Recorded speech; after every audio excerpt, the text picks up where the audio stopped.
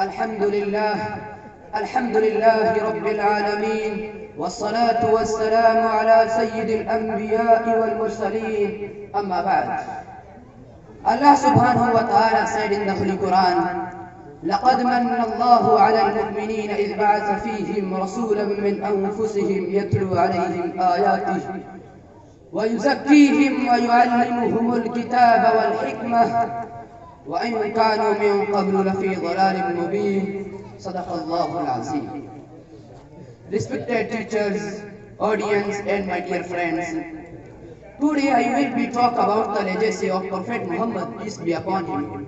In order to understand this, we need to look at conditions of people at the time of the birth of Muhammad, peace be upon him.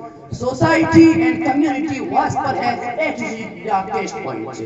Perhaps at the point where people were very insecure, they had no form of peace, security and no guarantee of being alive. They had no form of peace, security and no guarantee of being alive. People were burying their little child and infants.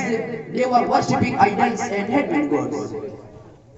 Dear friends, this was the condition at the time of Prophet Muhammad, peace be upon him. Female child made them upset.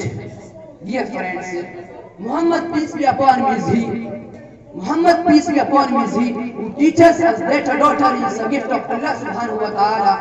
We should educate her, provide shelter to her, and at the time of maturity, marry her to. Muhammad, peace be upon him, is he who announced the right of women in higher properties.